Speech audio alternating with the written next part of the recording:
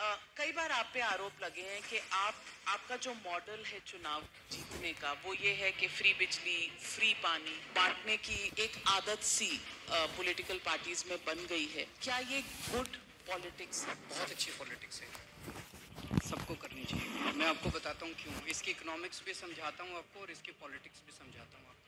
सबसे पहली बेसिक बात, इन सारे मंत्रियों को और इन सारे एमएलएस को बिजली फ्री मिलती है। इनको जब बिजली फ्री मिलती है तो उसको फ्री भी नहीं बोलते, इनको 4-4 हजार यूनिट बिजली फ्री मिलती है महीने की, और मैं जनता को 200 यूनिट फ्री बिजली देता हूँ तो इनको सबको तकलीफ होती है। क्यों? अगर इन मंत्रियों को जो फैसिलिटी मिलती है मैं अपनी जनता को देना चाहता हूँ तो इनको क्यों तकलीफ होती है? इन सारे मंत्रियों को और एमएलएज और एमपीज का सारा इलाज का खर्चा फ्री है। कोई बीमार हो जाए इनके घर का सारा फ्री है। तो अगर मैंने अपने दिल्ली के लोगों का इलाज फ्री कर दिया तो इनको क्यों तकलीफ होती है? जो जो चीजें इन मंत्रियों को और इन संतरियों को मिलती है मैं अपने लोगों को देना चाहता हूँ। दूसरी चीज, अगर मैं, एक समय था जब मैंने सुना था कि राजनीति के अंदर एक समय था जब फ्री बांटते थे, और फ्री बांटने का पैसा कहाँ से आता था? सरकार लोन लेती थी और लोन लेके उस पैसे से फ्री बांटते थे। That is not good economics. आपके पास जो पैसा है उस पैसे से, उसमें आपके टैक्स नहीं बढ़ा रहा, टैक्स उतना ही है। आज दिल्ली सरकार पूरे देश में अकेली सरकार है जो फायदे में चल रही है, घाटे में नहीं चल रही। सीएजी की रिपोर्ट है 2019 की, उस रिपोर्ट में लिखा है हमारी सरकार बनने के पहले दिल्ली सरकार घाटे में चलती थी। हमारी सरकार बनने से तब से लेके आज तक दिल्ली सरकार अकेली सरकार है पूरे देश के अंदर जो फायदे में चल रही है। मैं सरकार फायदे में चला रहा हूँ, मैं कोई नया टैक्स नहीं लगा रहा, मैं कोई लोन नहीं ले रहा। अगर मैंने करप्शन खत्म करके पैसा बचा के लोगों को अगर सुविधाएं दे दी तो क्या बुरी बात की? तो दिस इज गुड इकोनॉमिक्स। और तीसरी चीज, पर ये मेरे मैं आपको एक छोटा सा एग्जांपल देता हूँ। जैसे ये फ्री दवाइयों वाला कैसे सिलसिला चालू हुआ, ये बड़ा इंटरेस्टिंग है। हमने एक फ्लाईओवर बनवाया, उस फ्लाईओवर की 325 करोड़ रुपए की एस्टिमेटेड कॉस्ट थी, वो शायद 200-250 करोड़ रुपए में बन गया, तो 125-150 करोड़ रुपए उसमें बच गए। कैबिनेट मीटिंग चल रही थी, हम लोग डिस्कस कर रहे थे तो पता चला कि ये 125-150 करोड़ रुपए बच गए। हम ये डिस्कस कर रहे थे इस पैसे को कहाँ इस्तेमाल करें। तो मैंने कहा अगर हम सबका इलाज फ्री करना चाहें तो कितना खर्चा आएगा? तो after 2-3 days they got back to me, they said 300-350 crore. मैंने कहा ठीक है, इतना तो हम फ्लाईओवर बनाने में ही बचा लेंगे, इतना का पैसा।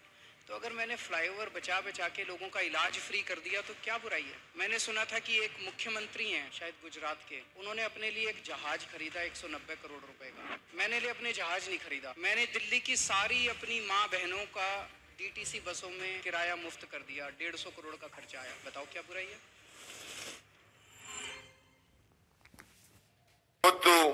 ಒಂದು ಘೋಷಣೆಯನ್ನ ಮಾಡಿದ್ದೀವಿ ಈಗಾಗಲೇ। ಘೋಷಣೆ ಏನಪ್ಪಾ ಅಂತಂದ್ರೆ ಪ್ರತಿ ಮನೆಗೆ ಒಂದು ತಿಂಗಳಿಗೆ 200 ಯೂನಿಟ್ ವಿದ್ಯುತ್ ಅನ್ನ ಉಚಿತವಾಗಿ ಕೊಡ್ತೇವೆ। ಪ್ರತಿ ಮನೆಗೆ ಅವರು ಬಡವರಿರ್ಲಿ, ಯಾರೇ ಇರಲಿ, ರೈತರಿರ್ಲಿ, ಹಿಂದೂಗಳಿರ್ಲಿ, ಅಲ್ಪಸಂಖ್ಯಾತರಿರ್ಲಿ ಅಥವಾ ಇನ್ಯಾವುದೇ ಜನ ಇರಲಿ, ಎಲ್ಲರ ಮನೆಗೂ ಕೂಡ 200 ಯೂನಿಟ್ ಫ್ರೀ ಪವರ್। ನಿಮ್ಗೆಲ್ಲ ಒಪ್ಪಿಗೆ ಇದೆಯಲ್ಲ? ಒಪ್ಪಿಗೆ ಇದೆಯಲ್ಲ? ಇನ್ನು ex commissioner of police Bengaluru, ಈಗ ನೀವು ರಾಜಕಾರಣಕ್ಕೆ ಎಂಟ್ರಿ ಆಗೋದಕ್ಕೆ ಆಮ್ ಆದ್ಮಿ ಪಾರ್ಟಿ ಮೂಲಕ service you want to just change the style? ನನ್ನ ಕೆಪಾಸಿಟಿ ಒಳಗೆ ಏನಿದೆ, ಕರ್ನಾಟಕದ ಯುವಕರಿಗೆ ಮತ್ತು ಯುವತಿಯರಿಗೆ ಎಸ್ಟಾಬ್ಲಿಷ್ಡ್ ಪಕ್ಷಗಳ ಯುಟಿಲಿಟಿ ಮುಗಿದೋಗ್ಬಿಟ್ಟಿದೆ.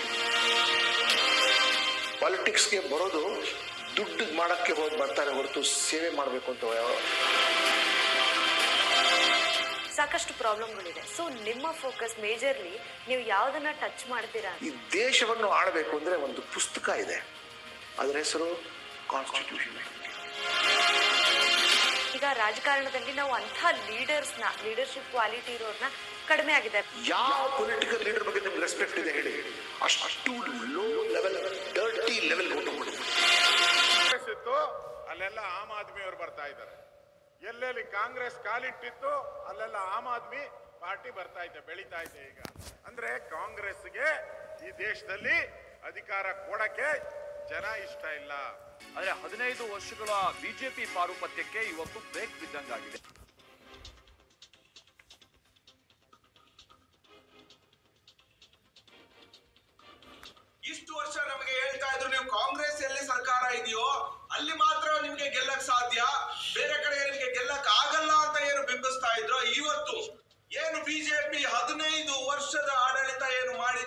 ಇಡಿಯಲ್ಲಿ ಅಂತ ಒಂದು ದುರಾಡಳಿತ ವಿರುದ್ಧ, ದುರಂಕಾರಿಗಳ ವಿರುದ್ಧ ಇವತ್ತು ದೆಹಲಿಯ ಜನಸಾಮಾನ್ಯರೇ ಚುನಾವಣೆ ನಿಂತು ಇವತ್ತು ಗೆದ್ದಿದ್ದಾರೆ. ಕನ್ನಡಿಗರ ನಾಳೆ ನಮ್ಮದಾಗಲಿ, ಎದ್ದು ನಾಡನುಳಿಸಲಿ ಆಮ್ ಆದ್ಮಿ ಪಕ್ಷ.